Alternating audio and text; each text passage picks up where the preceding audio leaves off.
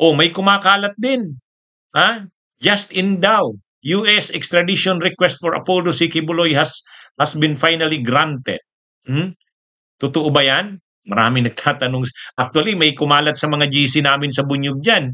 Inano ko, pinatanggal ko. Ha? Ha? Bakit? Ano bang totoo dyan? Kumakalat itong ano eh. Ha? Kumakalat itong anong ito, itong mga posts na to. Ha? Sa social media, kumakalat ito. Mga kabunyog, ano? Kumakalat ito.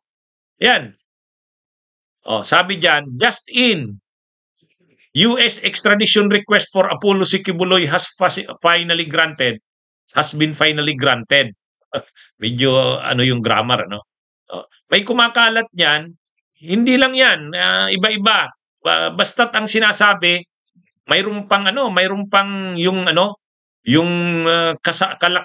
kalakip yung video nung si Luestro, nung pinag-usapan sa Justice Committee sa House, yung extradition ni Kibuloy, ang posisyon ng House ay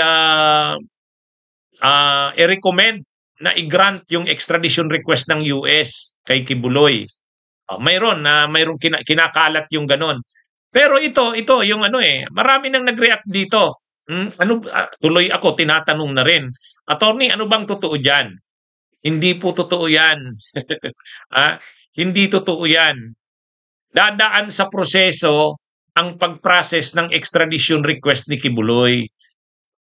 Lalo pa ngayon na mayroon nang inilabas ang Korte Suprema na guidelines.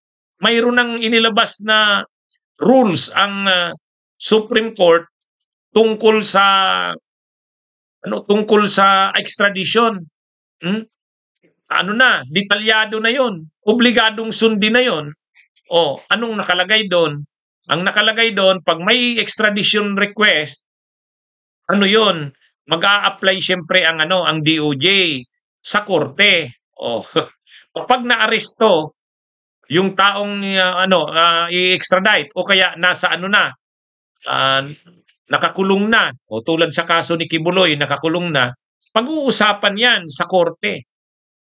Dadaan sa korte yan, yung ganyang request. So, yan, hindi automatic yung pag-grant ng request. Judicial process yan. Kaya ito, kaya nang kumakalat yan, sabi diyan, US extradition request for Apollo Kibuloy has been finally granted. Sino namang nag-approve? Judge, RTC ang diyan, ang mag-a-approve niyan. Wala naman tayong alam na may in-apply na bang extradition request sa korte. Wala pa tayong alam. So, sigurado tayo wala pang na-approvean. So, hindi totoo yan. Fake news yan. Fake news yan. Bagamat tayo, gusto tayo at suportado natin na ma-extradite si Kibuloy, i-grant yan. Pero kung tatanungin tayo tungkol dyan sa lumabas na balita na yan, hindi totoo yan. Hindi totoo po yan. Yung kasabay na video niyan, yung nagsasalita si Luestro, nasabi ni Luestro ay ang posisyon ng House Justice Committee ay rine-recommend nito na aprobahan ang extradition request kay Kibuloy, punta ng US. Yun ay posisyon ng Justice Committee ng House. Kasi si Congressman Luestro, siya ang chairperson ng House Justice Committee. Kumbaga, dahil mayroon ng lumabas na yung issue na yan ng pag-extradite kay Kibuloy, pinag-usapan na sa House Justice Committee, ang stand ng House Justice Committee ay i-grant yung extradition request. Pero hindi Kongreso ang mag-a-approve niyan. Hindi rin presidente ng Pilipinas. Judicial yan. Judiciary ang mag-a-approve niyan. Yan ang lalo pa ngayon na may malinaw ng guidelines, may malinaw ng guidelines ang Supreme Court. Naglabas na ng malinaw na guidelines ang Supreme Court tungkol sa extradition proceedings. Yun susundin na yon. Kasi nakalagay doon ang effectivity November 10. At ang sabi doon, nag-a-apply na yung rules na yon tungkol sa extradition sa lahat ng future na mga extradition requests o proceedings at sa mga pending pa, sa mga pending. O kung mayroong request na nga ang US na i-extradite si Kibuloy, pending yon. O di mag-a-apply na yung proceeding na yan, ay yung rules na yon. Kaya hindi ano yon. Hindi totoo itong lumabas na balita na i-extradite na daw si Kibuloy. O, bagamat tulad nga ng sabi natin, tayo, ang stand natin, i-grant yung extradition request. Pero kung granted na ba yan, hindi pa. Hindi pa. Actually, wala pang ang kinumpirma lang ng Department of Foreign Affairs na alam nilang may request na ang US na i-extradite si Kibuloy.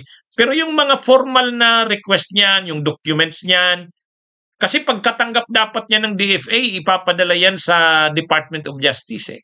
At ang Department of Justice ang lalakad niyan kung igagrant yan. Tapos ang Department of Justice mag-a-apply sa korte.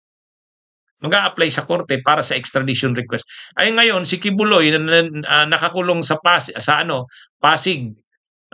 Pasig jail. Kailangan ng approval ng Pasig court ang tungkol sa extradition request niya. Kasi may pending siyang may pending siyang kaso. Ongoing yung hearings ng mga kaso niya. Ongoing yung hearings ng mga kaso niya sa Pasig RTC. Kaya ang dito mga kabunyog, mga kababayan, dadaan pa ito sa proseso. Pero sa tingin naman natin magagrant yan.